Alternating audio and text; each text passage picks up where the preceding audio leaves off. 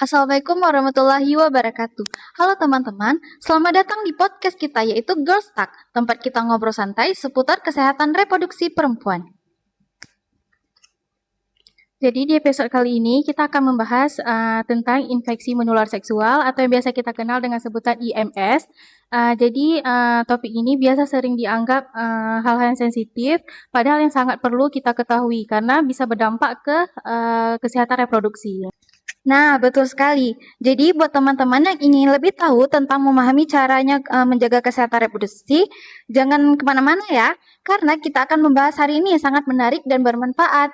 Nah, sebelumnya perkenalkan saya Adinda Mutiara dan saya Nur Faiza. Jadi kami akan menemani teman-teman semua di episode podcast pada hari ini.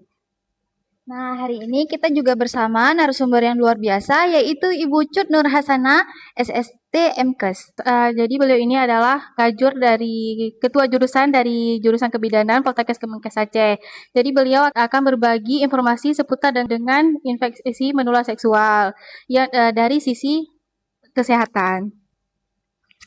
Terima kasih banyak kepada Ibu karena sudah meluangkan waktunya untuk hadir di tempat kita ini.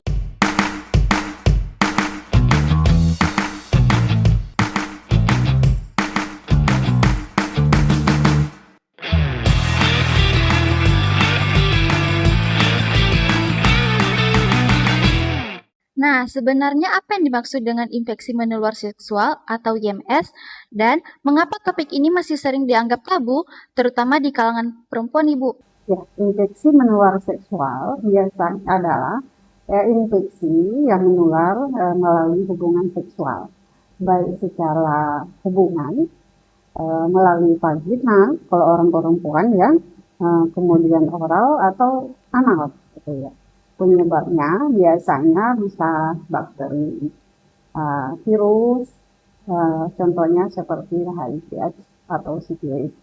Itu adalah beberapa contoh.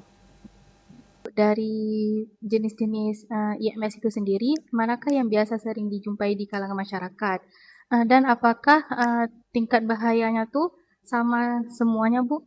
Beberapa penyakit IMS itu yang sering timbul misalnya sifilis, gonorrea, HIV/AIDS. Itu ada beberapa lagi yang herpes misalnya ya, itu yang sering timbul.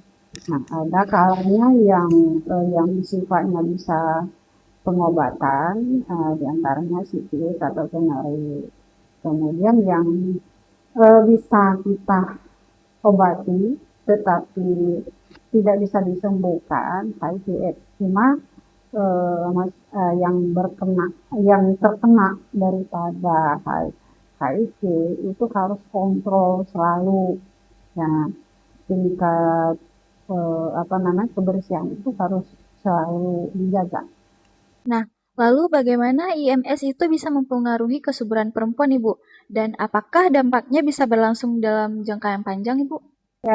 Infeksi menular seksual bila tidak ditangani dengan baik akan mempengaruhi ke reproduksi wanita.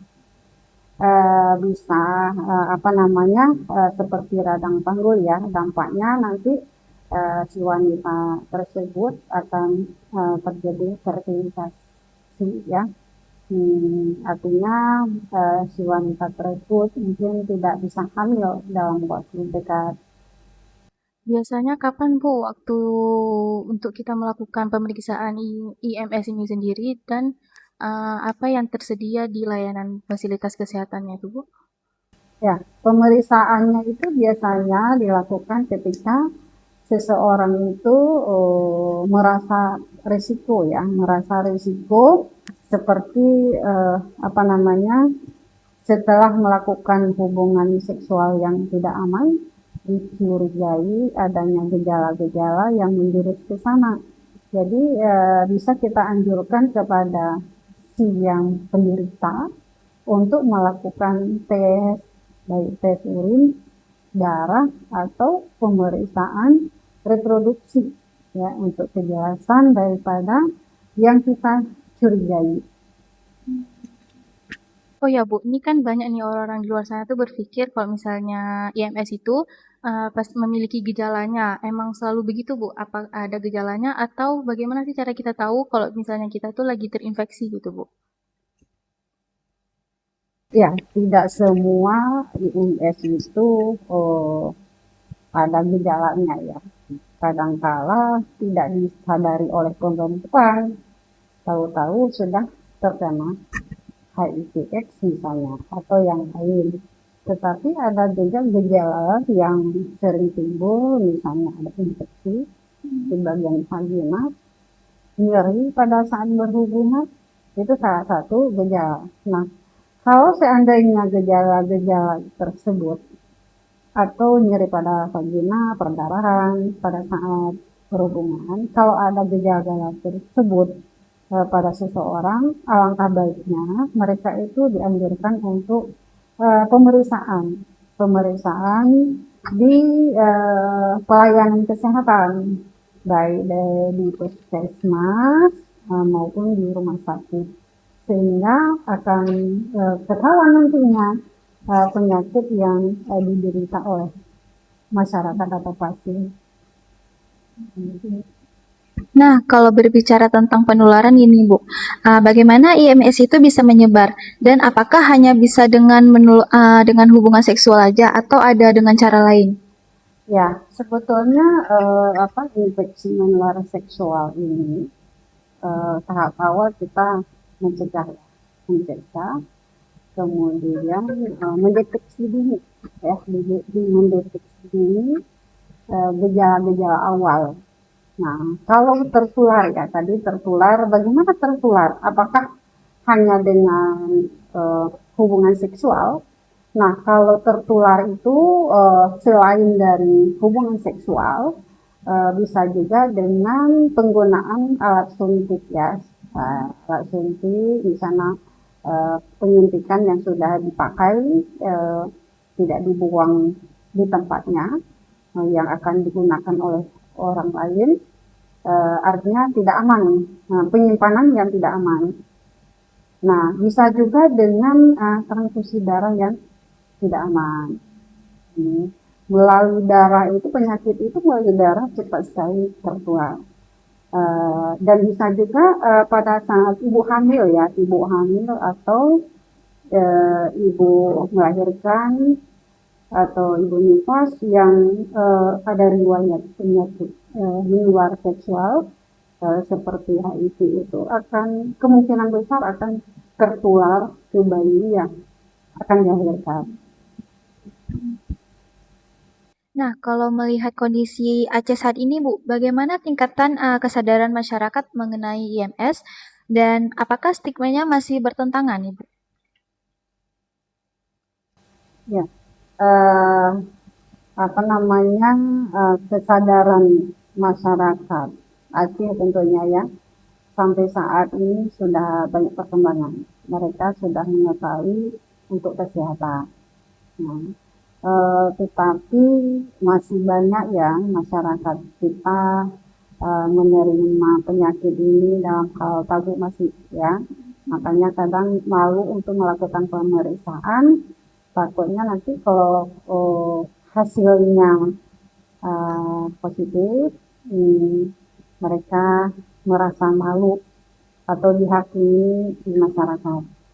Nah, tetapi kita harus selalu menginformasikan, tetap harus melakukan pemeriksaan, apalagi ibu-ibu yang sudah menikah gitu ya,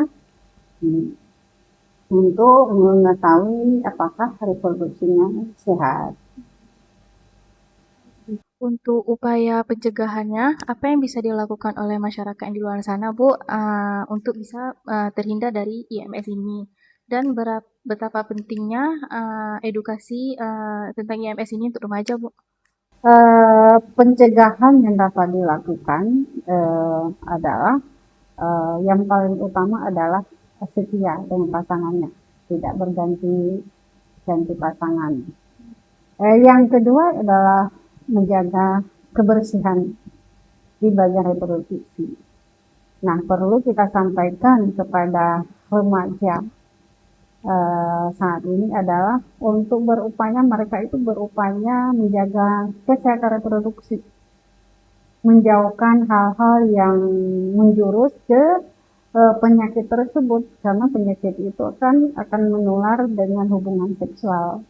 Berarti remaja-remaja yang yang dewasa ini harus dibekali dengan penyakit-penyakit yang akan tertular, penyakit-penyakit menular itu tertular dengan berhubungan dengan hubungan seksual. Saran untuk melakukan pemeriksaannya tuh di mana ya Bu bisa? Nah, kalau pemeriksaan, misalnya kita anjurkan pemeriksaan darah ya, tes darah, urin, pemeriksaan reproduksi. Kalau di puskesmas punya fasilitas, boleh kita anjurkan ke puskesmas atau ke klinik yang terdekat yang punya fasilitas. Kalaupun tidak ada, kita bisa anjurkan di rumah sakit.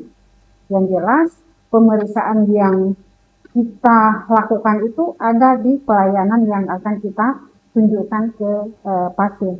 Nah, sebagai penutup nih Bu, apa pesan yang ingin Ibu sampaikan kepada masyarakat, khususnya kepada perempuan nih, agar lebih peduli terhadap kesehatan reproduksi dan tidak ragu untuk melakukan deteksi dini IMS Ibu? Selalu jaga kesehatan reproduksi, kemudian pemeriksaan awal jika didapatkan ada gejala-gejala berisiko.